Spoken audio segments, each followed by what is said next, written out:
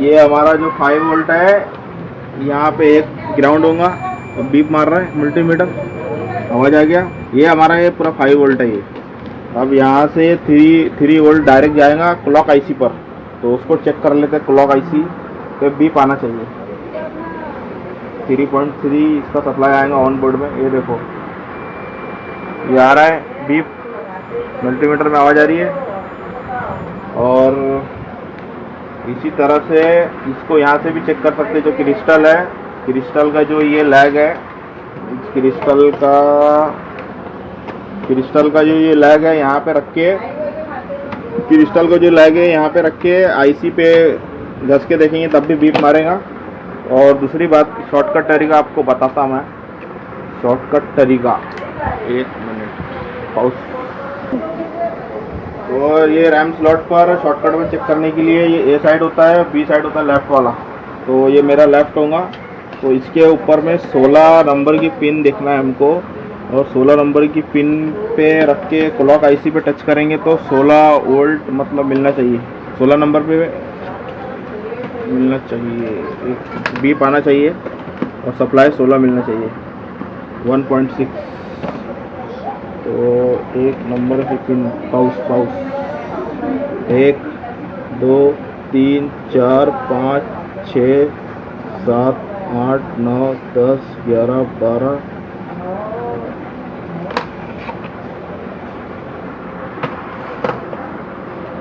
1 2 3 4 5 6 7 8 9 10 11 12 13 14 15 16। ये 16 है। इसको मैं अगर क्लॉक आईसी से बीप कराता हूँ तो बीप आना चाहिए, और बोर्ड ऑन है तो सप्लाई आना चाहिए। अगर सप्लाई आता है तो क्लॉक सेक्शन हमारा 100% ओके है। मैं इसको यहाँ रखा ऐसा,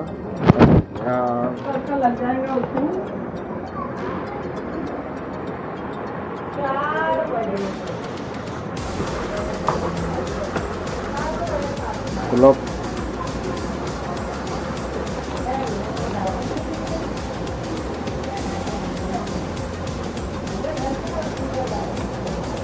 हट गया,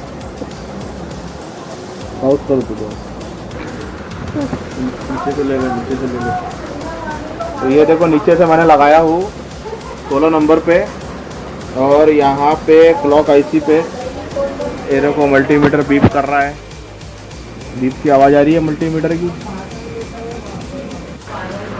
ये देखो मल्टीमीटर की अभी ये बीप की आवाज़, तो मल्टीमीटर के पास बीप की आवाज़ आएंगी, बीप की आवाज़ आ रही है। और ये क्लॉक आईसी भी दिखा दो। ये क्लॉक आईसी और ये 16 नंबर। अगर ये तुम्हारा ओके है तो तुम्हारा ओके है। इसके अलावा बताया था कि आरटीसी से जब इसके ऊपर क्लॉक पल्स फ्रीक्वेंसी चेक करेंगे डीएसओ मशीन से, इसके लिए। और बाकी की यही टेस्टिंग है, ये एक दूसरे का कम्युनिकेशन है इसका। और ये इससे 3.3 वोल्ट डायरेक्ट आना चाहिए। और ये एसएमपी से जो आपको बताया ये वाला, बस इतना ही है क्लॉक सेक्शन का। आप बात करेंगे रैम सेक्शन के बारे में नेक्स्ट वीडियो में। क्या है कि आईसी पर पहले इनपुट वोल्टेज आता है, और आईसी पर इनपुट वोल्टेज आएगा तभी आईसी काम करेगा। अगर आईसी पर इनपुट वोल्टेज नहीं आया तो हमारा तो क्रिस्टल को भी सप्लाई नहीं मिलेगा, और क्रिस्टल को सप्लाई नहीं मिलेगा तो क्रिस्टल क्लॉक पल्स आउट नहीं करेगा। और जो बताया मैंने कि ये जो ए बी साइड से जो 16 नंबर पिन पर आईओ को यहाँ से मिलेगा सप्लाई डायरेक्टली जो मिलेगा। तो अगर नहीं मिलता है तो इसके आसपास के जो कंपोनेंट है उसके थ्रू से भी मिल सकता है, चाहे रजिस्टर हो या जो भी है, उसके थ्रू से भी। कभी कभी डायरेक्ट आईसी से नहीं मिलता है तो आसपास के कंपोनेंट के वहाँ से मिलता है। बस ये ध्यान रखना है कि 1.6 पर हमको सप्लाई आएगा, सिग्नल आएगा क्लॉक का।